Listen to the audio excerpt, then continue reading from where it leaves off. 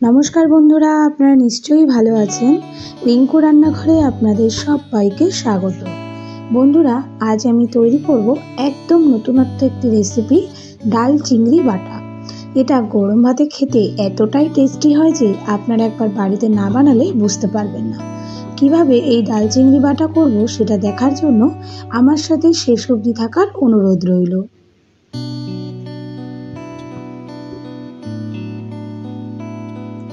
Finally রেসিপিটি বানানোর জন্য আমি নিয়েছি একটা কড়াই এবং তাতে দিচ্ছি 250 ml জল।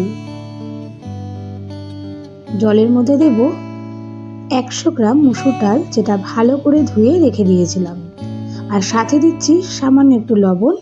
এটা দিলে ডালটা তাড়াতাড়ি ফুটে উঠবে এবং সেদ্ধ হতে সময় নেবে না। এখন এটা বেশ ভালো করে মিশিয়ে নেব। কিছুক্ষণ পর ডালটা ফুটে উঠলে ডালের উপরে যে ফেনাটা হয় সেটা ফেলে দেবো। এটা কিন্তু ডালের একটা নোংরা, তাই অবশ্যই এটা ফেলে দিতে হবে। এইভাবে সব ফেনা ফেলে দিয়ে ডালটা ভালো করে সেদ্ধ করে নিয়েছি। এখানে বলে রাখি বন্ধুরা, এই রেসিপিটি বানানোর জন্য ডাল একটু শুকনো করে সেদ্ধ করে নিতে হবে।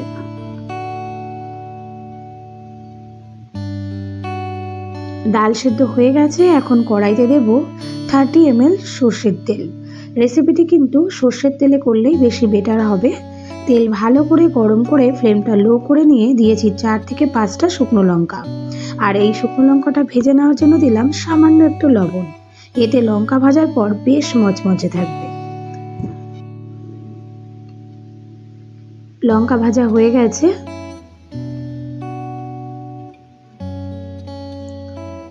এখন ওই তেলের মধ্যেই দিচ্ছি 10 থেকে 12 পিস রসুন। রসুনগুলো এখন ভেজে নেব।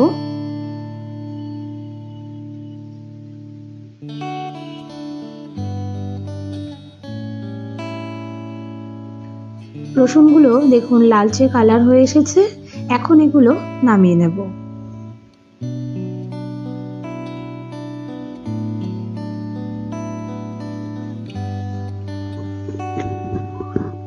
তারপর ওই তেলের মধ্যেই দেব হাফ চামচ কালো জিরে, আর কালো জিরের মধ্যেই দিয়ে দেব 150 গ্রাম ছোট চিংড়ি।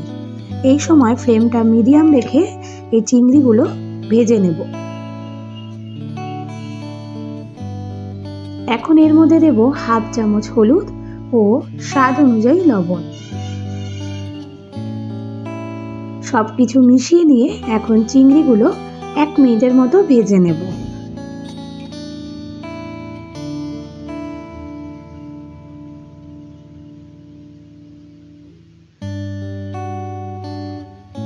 তারপর এর মধ্যে দিয়ে দিচ্ছি 2টো মাঝারি সাইজের পেঁয়াজ কুচি। এখন পেঁয়াজ ও চিংড়ি সব একসাথে ভেজে নেব। বন্ধুরা, আপনারা যারা আমার রান্নাগুলি পছন্দ করেন বাট এখনও আমার চ্যানেলটি সাবস্ক্রাইব করেননি, তাদের কাছে আমার রিকোয়েস্ট, আপনারা আমার চ্যানেলটি সাবস্ক্রাইব করে আমার পাশে থাকবেন এবং পাশে থাকা বেল আইকনটি ক্লিক করে দেবেন, যাতে আমার পরবর্তী ভিডিও নোটিফিকেশনটি আপনার কাছে সবার আগে পৌঁছে যায়। এর সাথে সাথে আমার পুরনো বন্ধুদের আমার পাশে থাকার জন্য জানাই অসংখ্য ধন্যবাদ।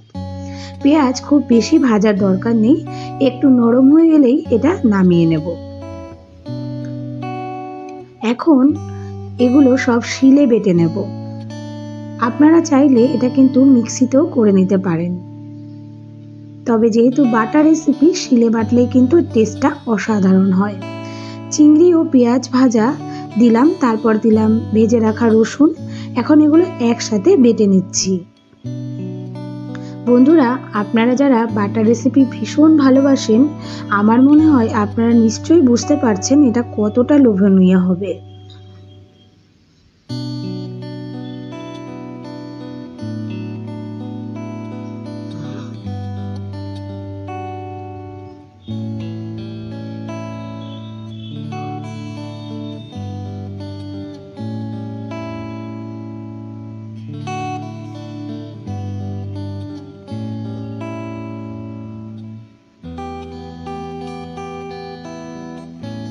একটু বাটতে সময় লাগলেও এটা কিন্তু শিলে বাটলে ভীষণই টেস্টি হয়।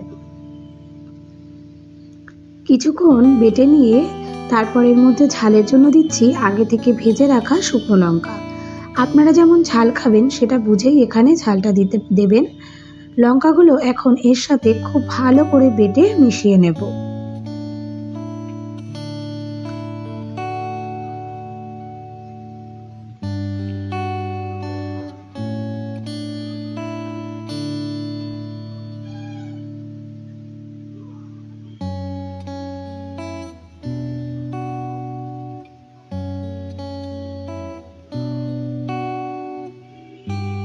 চিংড়ি, পেঁয়াজ, রসুন বেশ ভালো করে বেটে নিয়েছি।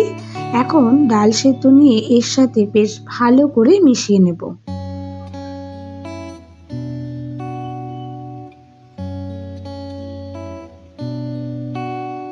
ভালো করে মেশানো হয়ে গেলে এটা একটা প্লেটের মধ্যে রেখে সার্ভ করব। তবে সার্ভ করার আগে তাতে দেব বেশ কিছুটা সর্ষের তেল, আর দেব অল্প কিছু পেঁয়াজ ভাজা, আর সাথে কয়েকটা গোটা চিংড়ি মাছ। এই গোটা চিংড়ি মাছ দেওয়াতে মুখে পড়লে কিন্তু বেশ টেস্টি লাগে। এখন সব একসাথে বেশ ভালো করে মিশিয়ে নেব। এই সময় একটু চেখে দেখতে হবে লবণের স্বাদটা ঠিকঠাক আছে কিনা। না থাকলে স্বাদ অনুযায়ী লবণ দিয়ে এটা আবার মিশিয়ে নিতে হবে। তারপর এটা গরম গরম ভাতে সার্ভ করব। দেখুন বন্ধুরা, এটা এতটাই টেস্টি হয় যে আমার মনে হয় 1 চামচ ডাল চিংড়ি বাটা দিয়ে 1 থালা ভাত অনায়াসেই খেয়ে নেওয়া যায়। কেমন লাগলো বন্ধুরা? ভালো লাগলে একটা লাইক ও শেয়ার করার অনুরোধ রইল। সাথে আপনাদের কমেন্টে মতামত জানাতে কিন্তু একদমই ভুলবেন না। এখন তাহলে আসি বন্ধুরা, দেখা হচ্ছে খুব শিগগিরই।